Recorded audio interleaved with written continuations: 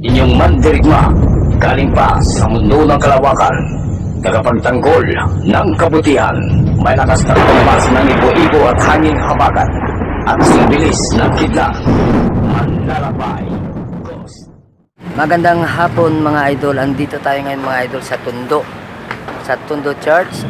Tayo po mga idol ay magsimba dahil po nagala po kami ng aking anak, no?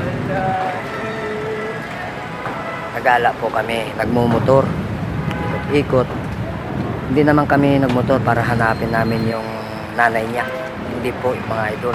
Nagmotor po kami dahil gusto namin gumala, makaliwa-liwa. Alam niyo mga idol, habang nagmumotor ako, para akong sinisip-sip papunta rito sa simbahan.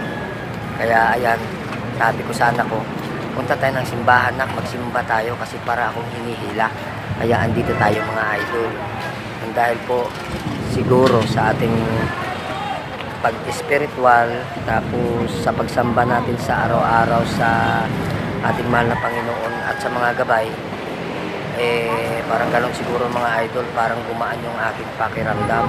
Kasi para akong binuhusan ng asido mga idol. Yung iwan ko lang mga idol sa mga spiritual, no? Iwan ko lang kung nararamdaman nila tong naramdaman ko mga idol. Ganito yun eh. Yung parang biglang tumayo yung balahibo mo sa liig papunta sa ulo. Tapos tumayo yung mga balahibo mo hanggang sa mga kilikili papunta sa talampakan mo dito sa may tuhod. Nagtalayo lahat ang balahibo ko mga idol habang ako umiiyak at nagsasamba doon sa bahay. Nagpapakain ako sa aking mga gabay. Alam niyo po mga idol, laking gulat ko mga idol na para akong binuhusan ng mainit na asido sa buong katawan ko. Tapos mga idol, ang ikinagulat ko pa, biglang uminit yung aking mga palad, pati yung aking mga talampakan mga idol. Totoo yan mga idol. Yung parang akala mo mga idol, yung may apoy kang hinahawakan, pati yung paa. Siguro yung mga idol ay blessing sa aking kahirapan ngayon. Dahil hindi ko naman po hiningi sa kanya. Hindi po ako naghingi na ako'y kanyang bigyan ng grasya, no, na sa aking problema sa ngayon. Pero nagulat ako mga idol. Mayroon po siyang ipinadala na inspirasyon o isang instrumento, dalawang instrumento mga idol ang ipinadala sa akin na yun ang makakatulong sa aking problema. Talagang dininig ng Panginoon ang aking problema sa ngayon mga idol. Dininig niya. Totoo lang mga idol. Pinadalhan ako ng aking pinsan ng 1,000 sa Palawan. Tapos mga bandang alas 3 ng hapon o alas 4, tumawag yung tiyo ko. Oo, totoo yun mga idol. Tumawag yung tiyo ko mga idol. Pinadala talaga ng Panginoon sa akin na ako'y lutasin sa problema ko ngayon. Alam niyo mga idol, hindi ako makapaniwala. Nasa panahon na humingi ako ng tulong for first time mga idol.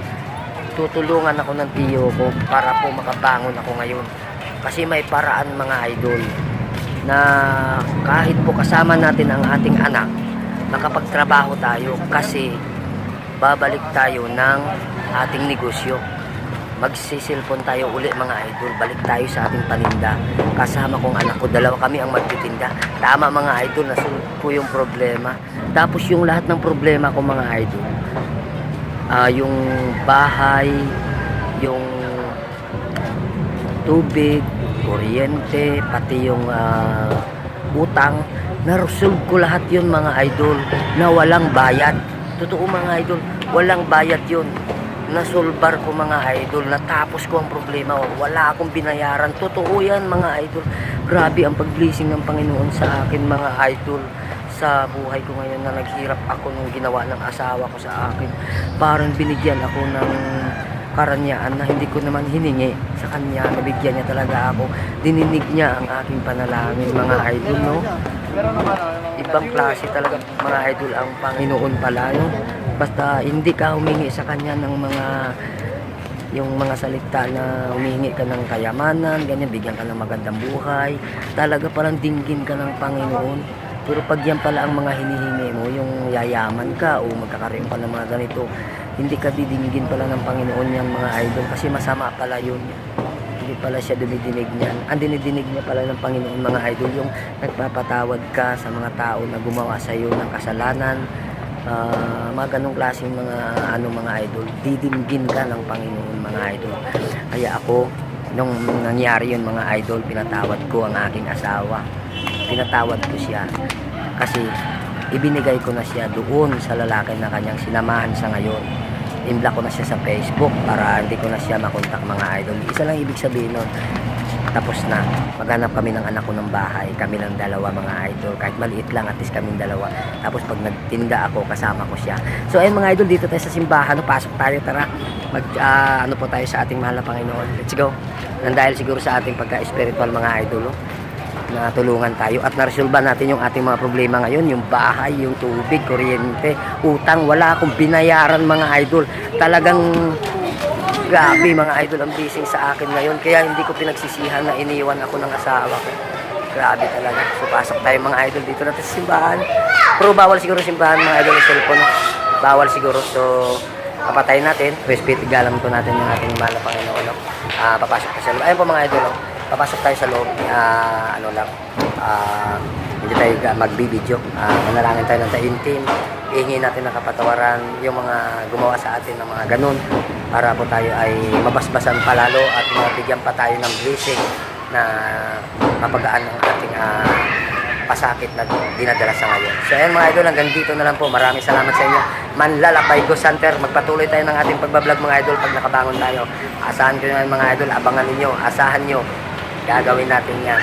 At pagdating ng mga araw, tutulong tayo sa mga mahihirap na nakaranas din ng hirap. So ayan, maraming salamat at shout out sa aking tiyo, no? Sa kay Kuya Rapi Malyo. Shout out sa kay Jab Nibson Binson, sa kay Bakas Gigi. Shout out din sa kay aking pinsan na si Pia de Vera Pampag, no? Maraming salamat sa inyo. At siyempre naman sa lahat ng mga pamilya Pampag, Malyo, Catalan, Palsis, Amador, De La Torre. Yan po lahat ang side ng aking kapamilya. So ayan, mahal na mahal ko po kayo. Kahit po ako'y sa kabila ng aking katarantaduhan, mahal na mahal niyo pa rin ako. Pero mag-focus na muna ako sa aking anak. Maghahanap buhay tayo mga idol, magtinda tayo ng cellphone, balik tayo sa dati nating negosyo. Kasama natin ang ating anak, kami po magtitinda. So ayan mga idol, wala palang balakid mga idol ang ating paghahanap buhay dahil kasama natin yung anak natin. Maraming salamat sa inyong lahat mga idol. Paalam.